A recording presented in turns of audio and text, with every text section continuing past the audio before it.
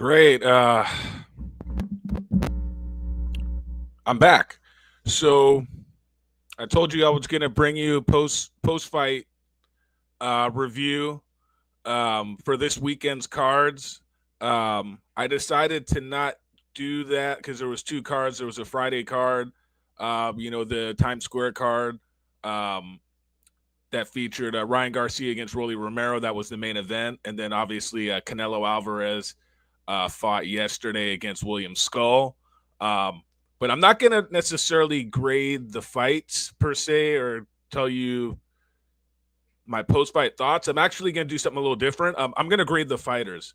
The cards were actually both pretty dreadful for the most part. So I think grading the fighters will kind of put things in a little bit better perspective. First fighter that I'm actually going to we'll start with Friday's card. That was the one in Times Square. Main event was Ryan Garcia against Rolly Romero. And as far as performances go, Ryan Garcia, just to kind of backtrack there, Garcia lost a 12-round decision. I believe the scores was like a 119-109, I believe. One was really wide, and then the other two scorecards, I think, were 115-112. There was a knockdown the second round by Rolly Romero. He knocked down Garcia in the second round, and from there on, Garcia he kind of went into a shell and didn't do anything. Didn't throw any punches, didn't seem to really want to be there, didn't make much of an effort. So I got to give him a D. I mean, there was supposed to be a setup fight. If he won that fight the other night, he was supposed to fight Devin Haney. If Devin Haney won his fight, which Devin Haney did, but he lost. So it's interesting to see what his options are going to be. But overall, his performance, I mean, very underwhelming. He kind of had some little excuses here and there, but it kind of seemed like he's just not. He's in boxing for the money. I mean, it's not for the glory. And obviously, in this guy's career, he's kind of skirted trying to go the traditional route towards a title. He just wants to have big fights, but I don't know. I don't know if his heart is necessarily in the sport of boxing at this time. I mean, it showed. Barely threw any punches. Didn't seem any sort of desire to kind of step on the gas pedal as the rounds went on when he wasn't winning them. So I give him a D. I don't want to go tear into him too much. Next, Rolly Romero, I give him a C+. Mainly because he won the fight. He got that knockdown. He kind of kept himself under control. He kept that right hand up. Didn't fall for any of Garcia's little traps to try to land that left hook. Although Garcia didn't really throw many left hooks, but part of that is he didn't really see, or Rolly didn't really give him any openings because Rolly wasn't really opening up either. So both guys were so cautious that it really was a fight devoid of much action. But the fact that he pulled off a pretty big upset, you kind of got to give the guy a little bit of credit. So I give him a C+ there. Next, Teofimo Lopez. Won a unanimous decision over Arnold Barboza, who is the number one contender to his WBO 140-pound title. Barboza didn't show up. But Teo looked good. Maybe it's because the way Teo was fighting, Barboza, normally kind of known as more of a counterpuncher and not somebody that's known to press the action.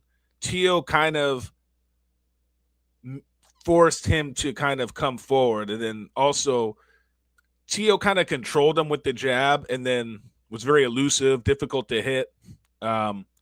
He could have stepped it up a little bit as the rounds went on when you could kind of see that the talent gap was pretty wide as far as skill level and talent. But I guess when you're winning a fight so easily, you're kind of trying to get your opponent to take more chances so you can walk him into something. I think that's what he was trying to do. And just not Ramirez, but Barboza just wasn't taking any of the bait. So, but it was a good fight. I mean, well, it was a good performance. It wasn't a great fight, but definitely maybe with a different opponent who's kind of more of a straight ahead fighter who's going to take the fight to Teofimo Lopez, who'll probably look more spectacular. So I give him a B for that performance there. Devin Haney, and I'm being really generous here. It was a dreadful, dreadful, dreadful performance by Haney. I mean, he didn't really throw any meaningful punches until maybe the second half of the fight. And I mean, he was doing a lot of moving. He was doing his best William Skull impersonation. We'll go into that a little bit more later. But yeah, I mean, that was terrible. And then I'm not even going to grade Jose Ramirez. I mean, he didn't even really come to fight. I mean, yes, Haney was moving a lot, but I mean, you got to move your hands. I mean, the way you get a guy to stop moving is, you throw to the body. The body doesn't move. The waist doesn't move. So he just seemed like he was not prepared to. I don't know what the preparation was, because you're fighting Devin Haney. He's going to be moving. He's not just going to stand right in front of you. And he was just reluctant to set any traps, or I don't know. But either way, I don't want to go into Ramirez too much. Haney was, I guess whatever his game plan was to not give his opponent any chance to land anything big. I think that's what the strategy was. He knew he had better wheels than Ramirez, and that's really what he utilized to win the fight wide on the scorecards, unanimous decision. If Ramirez would have just put a little bit more effort, I think he probably could have won the fight. I mean, honestly, because there wasn't a whole lot of punches being thrown. But I mean, if you don't throw punches, I mean, you can't win a fight. So, I mean, that's what it came down to. And Haney was the one who just threw a few more punches in each round to kind of win them. I mean, all the rounds were devoid of a lot of action. So, but yeah, I mean, you got to throw punches if you want to win a fight. That being said, on to, oh boy, Saturday's card, another stinker of a boxing card. I want to be too critical of this Turkey, Turkey Al-Sheikh guy. I kind of have a nickname for him, but I'll leave that to another time. I don't want to stomp all over the guy. He has brought us some good fights. Unfortunately, this weekend is kind of what happens when you put together what they would call setup fights, and it's almost like it always fails in some way.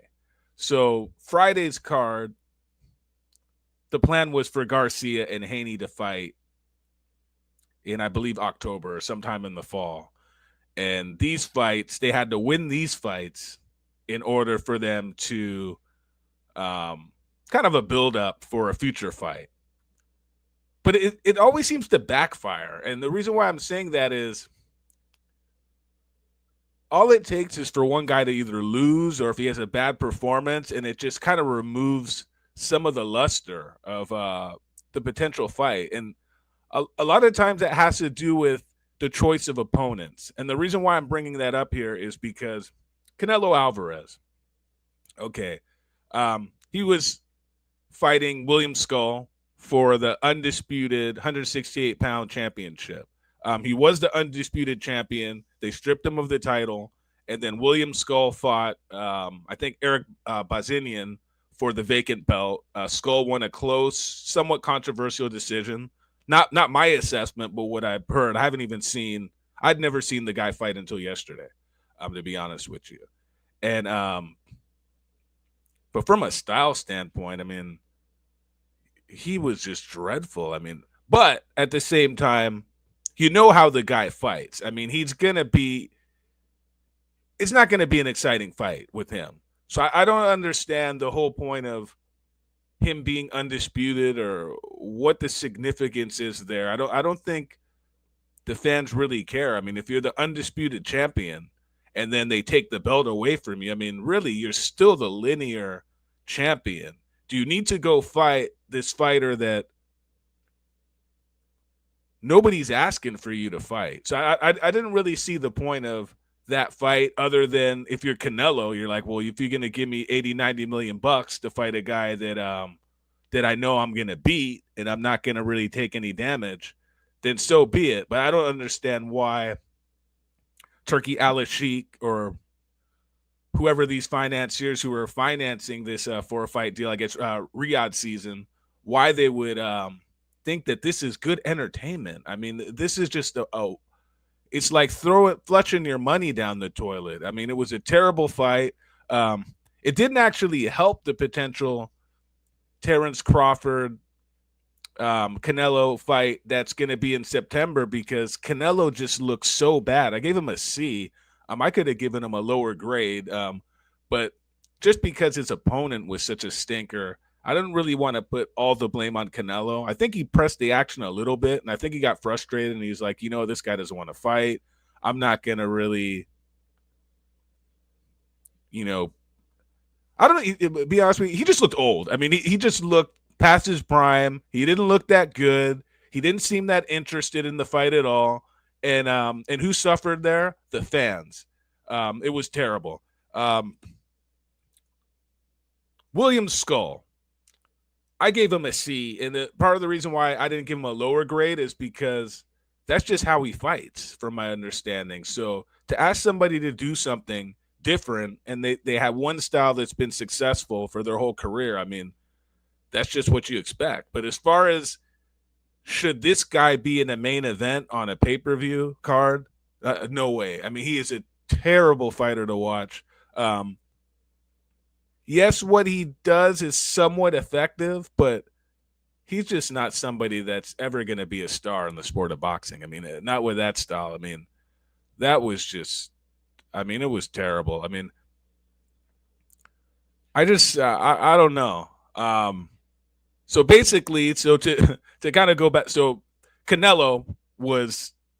this was a bad fight for Canelo.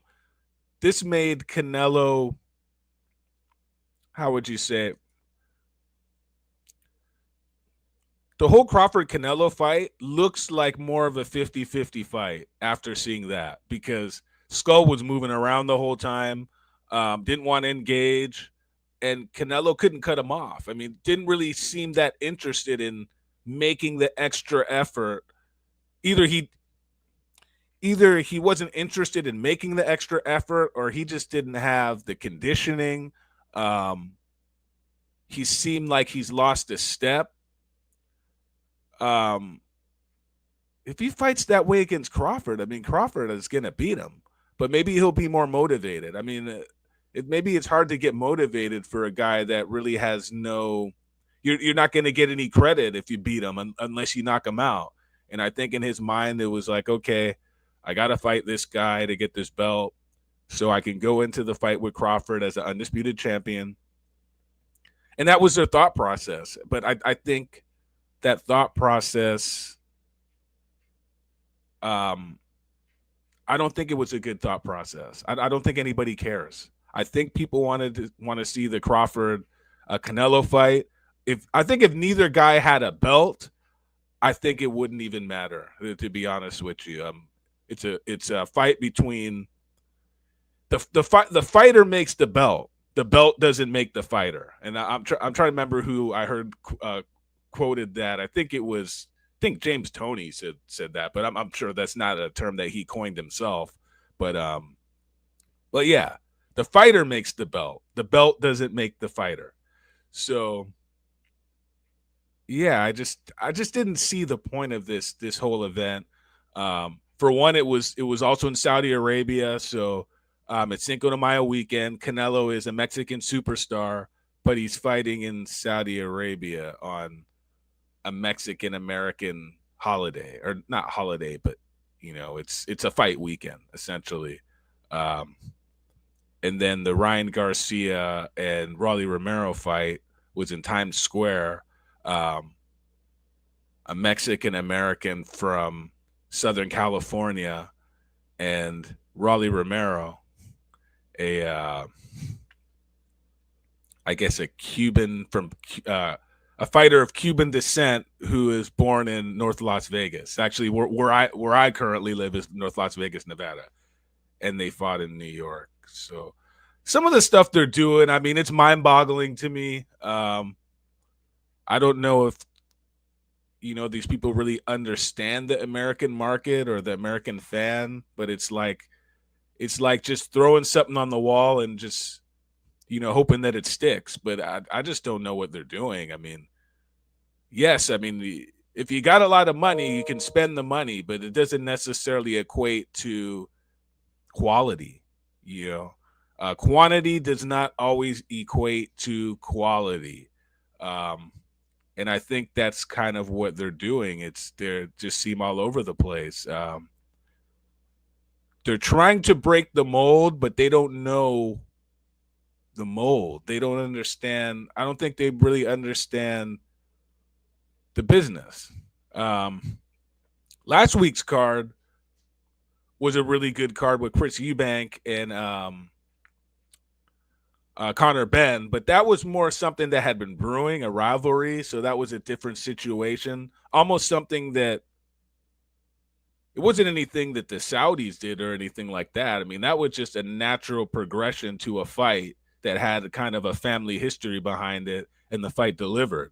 So it wasn't like they did some magical promotion or anything like that. And I believe it was a matchroom card slash boxer, the British promoters. But England, they always put together good, pretty good cards. The U.S. has been a little bit all over the place. So we'll see what happens when I believe the Canelo Alvarez and Terrence Crawford fight is going to be in September, and that's going to be at Allegiant Stadium. So that should be it'll be interesting to see what the ticket prices are, how many tickets they're going to sell, just the whole extravaganza, how it's going to be promoted. Um, it's going to definitely be interesting just see because I believe that it's a ring show, so it has to do with the Saudis are obviously involved. They have that deal with Canelo Alvarez and also Terrence Crawford, so it'll be interesting to see how that whole thing is put together because they definitely wanted to kind of shake things up. I just don't think they have any consistency, or they're kind of just like kind of learning as things go by. But I just don't think they understand the American market and how to market these events to the American people. So we'll see what happens. But yeah, that's pretty much it. I just wanted to grade these fighters. Fighter of the weekend. I'm not going to include Inoue because Inoue hasn't fought yet. I believe he fights today's Sunday, May 4th, 2025. I believe he's fighting today or tonight. I might maybe do a post fight on that. We'll see. I'll probably do something maybe Monday if I have some time. But yeah, Teofimo Lopez, definitely by far the best fighter of the weekend thus far. And it'd be interesting to see, who he should fight next. They're kind of saying maybe Devin Haney, but I mean,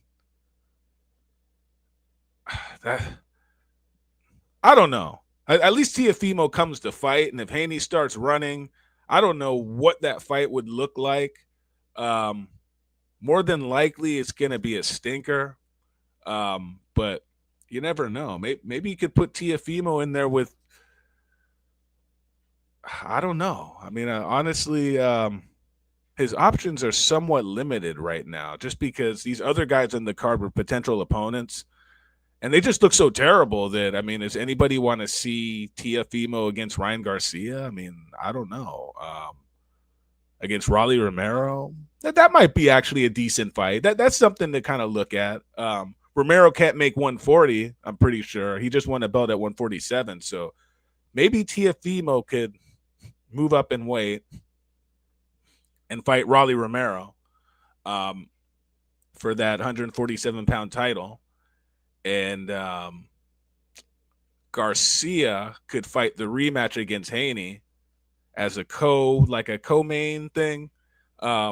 Even though both guys look like trash in this past weekend, styles make fights. The rivalry's still there. The first fight had some intrigue and some drama, so people might still be into that. So, but as far as them fighting somebody else, I mean, I don't know. But it remains to be seen. But anyways, just want to do a recap and grade the fighters. And Teofimo Lopez, with a grade of B, was the fighter of the weekend.